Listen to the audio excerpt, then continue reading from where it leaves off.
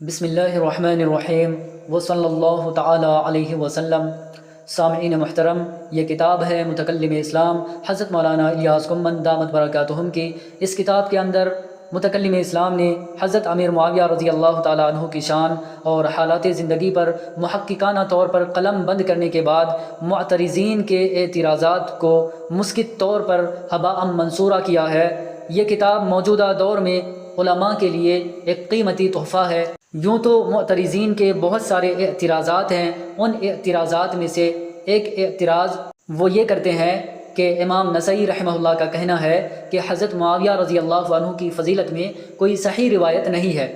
مخالفین امام نسائی رحمہ اللہ کے حوالے سے ایک واقعہ پیش کرتے ہیں کہ امام نسائی رحمہ اللہ جب دمشق تشریف لے گئے تو ان سے حضرت امیر معاویہ رضی اللہ عنہ کے فضائل کے بارے میں سوال کیا گیا تو فرمایا لا یرضی معاویۃ رأسا برأس حتی یفضل، کہ کیا معاویہ راضی نہیں ہے کہ ان کا برابر معاملہ کر لیا جائے، چہ جائے کہ ان کو فضیلت دی جائے۔ مکمل روایت حاکم نے اس طرح نقل کی ہے، فرماتے ہیں مجھے محمد بن اسحاق اصبہانی رحمہ اللہ نے بیان کیا، کہتے ہیں کہ میں نے مصر میں مشائخ سے سنا، وہ ذکر کرتے ہیں کہ امام نسائی رحمہ اللہ اپنی آخری عمر میں مصر کو چھوڑا اور دمشق چلے گئے تو وہاں ان سے حضرت امیر معاویہ بن ابی سفیان رضی اللہ عنہما اور ان کے فضائل کے بارے میں سوال کیا گیا تو کہنے لگے کہ معاویہ راضی نہیں ہے کہ ان کا برابر معاملہ کر لیا جائے، چہ جائے کہ ان کو فضیلت دی جائے۔ تو لوگ انہیں مسلسل خصیتین پر مارتے رہے، یہاں تک کہ مسجد سے بھی نکالا۔ پھر وہ مکۃ المکرمہ چلے گئے اور وہیں پر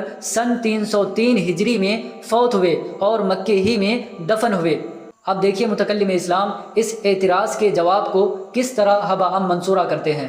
متکلم اسلام فرماتے ہیں اس روایت کی سند میں مشائخنا مجہول ہے، جس وجہ سے یہ روایت ضعیف ہے۔ روات حدیث میں جس کی عدالت، ثقاہت، علمیت، شخصیت معلوم نہ ہو یا نام کا علم ہو لیکن حالات معلوم نہ ہو، ایسے راوی کو مجہول الحال کہا جاتا ہے، اور اگر نام بھی معلوم نہ ہو مجہول العین کہا جاتا ہے۔ محدثین ایسے راوی کی روایت کو قبول نہیں فرماتے۔ اس پر چند تصریحات ملاحظہ فرمائیے۔ خطیب بغدادی رحمہ اللہ فرماتے ہیں لا يقبل خبر من جہلت عینہ وصفته لأنہ حینئذ لا سبیل الى معارف عدالتہ ھذا قول کلہم۔ ایسی روایت جس کا راوی مجہول العین اور مجہول الوصف ہو، روایت قبول نہیں ہوگی، اس لیے کہ اس کی عدالت پہچاننے کا کوئی طریقہ نہیں ہے۔ یہ تمام محدثین کرام رحمہم اللہ کا قول ہے۔ علامہ نووی رحمہ اللہ لکھتے ہیں روایت مجہول العدالت ظاہرا و باطنا لا تقبل عند الجماہیر۔ مجہول العدالت راوی خواہ ظاہراً مجہول ہو یا باطناً مجہول ہو، اس کی روایت جمہور کے نزدیک قبول نہیں ہوگی۔ علامہ ابن رجب حنبلی رحمہ اللہ امام ترمذی رحمہ اللہ کی علل ترمذی کی شرح میں لکھتے ہیں وَكَذَلِكَ ظَاهِرُ كَلَامِ الْإِمَامِ أَحْمَدَ أَنَّ خَبْرَ مَجْهُولِ الْحَالِ لَا يَصِحُّ وَلَا يُحْتَجُّ بِهِ۔ امام احمد رحمہ اللہ کے کلام سے یہی ظاہر ہوتا ہے کہ مجہول الحال کی خبر صحیح نہیں ہے اور نہ ان سے استدلال کیا جا سکتا ہے، چونکہ یہ روایت مجہول ہے۔ یہ معلوم نہیں کہ یہ لوگ کون تھے، فاسق تھے یا عادل، ان کا صحابہ کرام رضی اللہ عنہم اجمعین کے بارے میں کیا عقیدہ تھا۔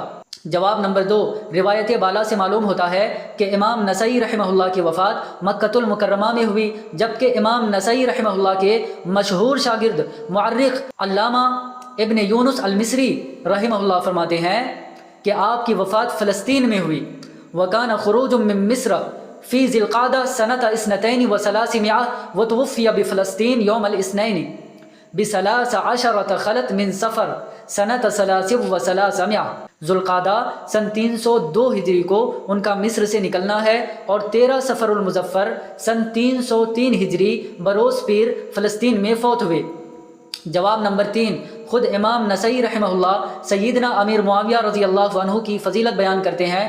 علامہ ابو الحجاج حضرت امام نسائی رحمہ اللہ کا قول نقل فرماتے ہیں سئل ابو عبد الرحمن النسائی عن معاویہ بن ابی سفیان صاحب رسول اللہ صلی اللہ علیہ وسلم فقال انما الاسلام كدار لها باب فباب الاسلام الصحابہ فمن عزت الصحابہ انما اراد الاسلام کمن نقر الباب انما يريد دخول الدار قال فمن اراد معاویہ فانما اراد الصحابہ۔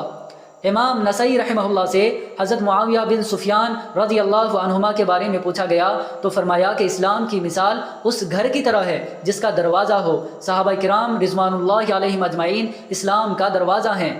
جو کوئی صحابہ کو تکلیف پہنچاتا ہے اس کا ارادہ اسلام کو ہدف بنانے کا ہے۔ جیسے کوئی شخص گھر کا دروازہ کھٹکھٹاتا ہے تو وہ گھر میں داخل ہونے کا ارادہ رکھتا ہے، اسی طرح جو شخص حضرت معاویہ رضی اللہ عنہ پر اعتراض کرتا ہے وہ صحابہ کرام رضی اللہ عنہم اجمعین پر اعتراض کا ارادہ رکھتا ہے۔